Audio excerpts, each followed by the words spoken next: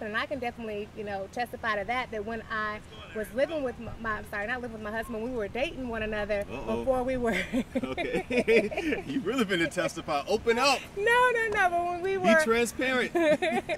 But when we were dating, it was a huge difference between when we got married. Like I noticed that when we got married and we did things right, blessings began to flow. Things, things really happen when you do it right. And I think it just, God can't bless a mess. And so if you're married and you're going before God and saying, I'm devoted to you for the rest of my life, I'm one, but then you don't take it seriously, hell is gonna follow you. You know, it is, because he can't bless a mess. Well, what's up? It's Dawson from D&D TV. I am here with one of the most outstanding young ladies in the United States of America. My sister. Say what's up to my little sister, y'all. What's up, y'all? This is Tanisha Irvin. I bring greetings all the way from Chattanooga, Tennessee. Yeah. I am the host and creator of the Tanisha Irvin Show there, so make sure you check me out Sundays on www.groove93.com. Yeah. The show airs at 4:30 p.m. on Sunday. It's all about real talk, real issues, and real solutions for real people. So check me out. That's what's up. That's what's up. My sister's doing big things up in Chattanooga, and I can't wait to come visit you. Seriously, I'm really impressed by the stuff I see you doing. I wanted to talk about a couple of things today, and today I wanted to talk about one particular thing that we talked about last night, and it is about marriage. Why do people get married and still continue to cheat? I mean, after you have made that commitment in front of God, the universe, your family, your significant other, and friends, and you still cheat. And some of them know that they're gonna cheat before they say I do. Why do people do that? It's crazy. I think it really boils down to just straight up selfishness, It's all about selfishness. And I don't see why people do that. I've been married to my husband, Jack Irvin. It'll be 8 years this August, August the 25th.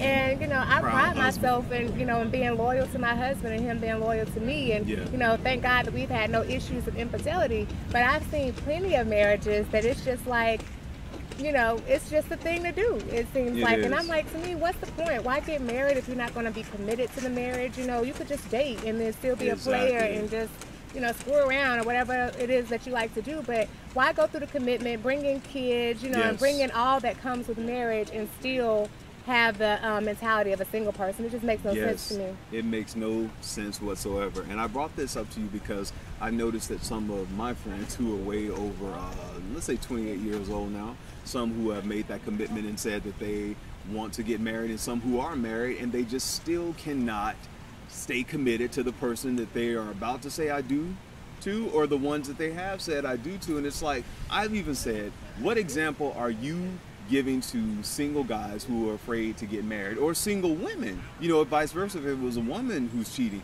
what kind of example are you setting for them? There is no example. What you're doing is you're making them not want to ever get married. Pretty much. They're like, if that's what marriage is about, I'm good. I'm dealing with that in my single life. As married people, marriage predates religion. Marriage was like one of the first things that took place in Genesis was the foundation of marriage. And so when you look at it from that spiritual standpoint, two people becoming one, that means that there's a change. That means that, different things happen. And I can definitely, testify to that, that when I was living with not living with my husband, we were dating one another before we were. Okay. You really been to testify. Open up. No, but when we were. Be transparent.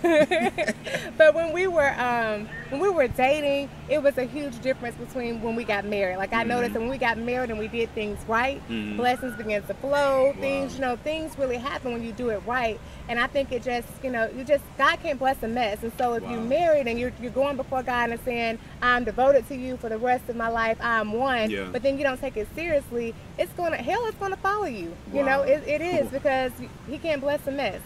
Okay, I think too, I agree with everything you said.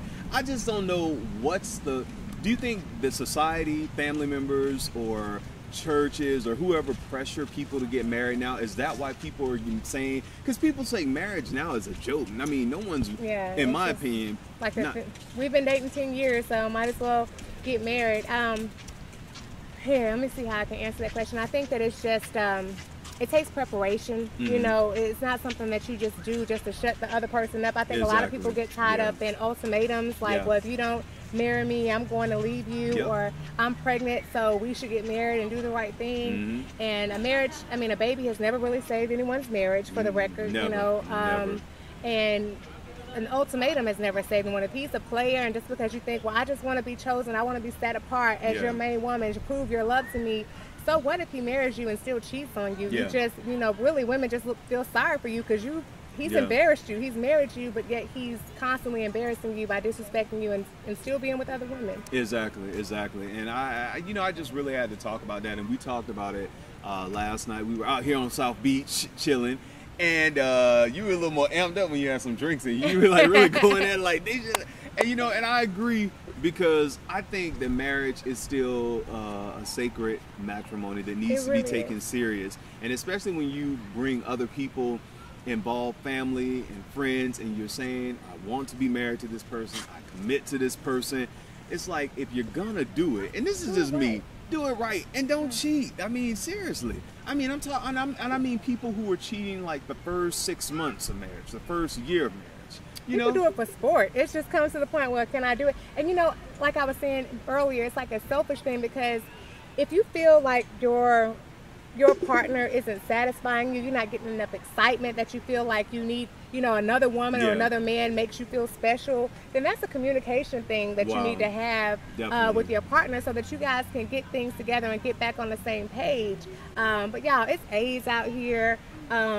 It's so all kind of ugly, nasty STDs out there. You can start another family. I mean, it's strings attached to this game, and you cannot tell me that every time you're cheating, if you're involved in a love affair and you're married, every time that you are intimate with someone outside your marriage, I guarantee they're not using protection. So you're just bringing all kind of germs. That person is probably out there, you know, being intimate with other people as well. So it's just nasty. It is. It's just so nasty. It is. So sum that all up, take your vows serious, take your commitment serious. And you know, I know I have some friends on social media who probably are cheating, and if y'all see this, you know, just reevaluate why you got into the circumstances, and you know, try to spark the love up again. Get some help, okay? If you're a serial cheater, go get some counseling and get your life together, because what if they've been a serial cheater? A serial cheater. You know, I know what I said last night was, like, at what point do you graduate from that? Like, if you've been a cheater, a player your whole life, and here you are in your 30s and you're still doing that to your wife that you've been married to for several years, like, at what point are you going to the next level in life? Like, you're still doing the same thing you were doing 10 years ago. So I mean, come on, we're trying to go from one level to the next. We're trying to progress in life, not stay stagnant. And if cheating makes you feel like the king, but you've been feeling this high school type feeling for years, you're really not progressing. You're just kind of lame for that, you know? Yeah, completely lame. I totally agree.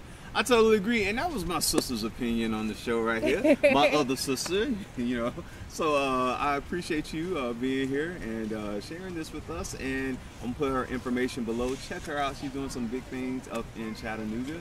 And until next time, I'm your guy Dawson with Tanisha Urban of the Tanisha Urban Show. Check me out. Yes, check her out.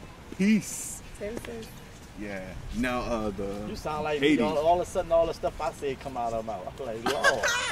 You gotta take credit for it. I know. You don't take credit for everything. Right. You started saying some of my stuff. Oh, y'all God can't bless a mess and all this. Yes, you did say that. Yeah, that's all me. She get all that from me, dog. That's a general saying that lots of people say. You have not said it ever before on the radio, ever.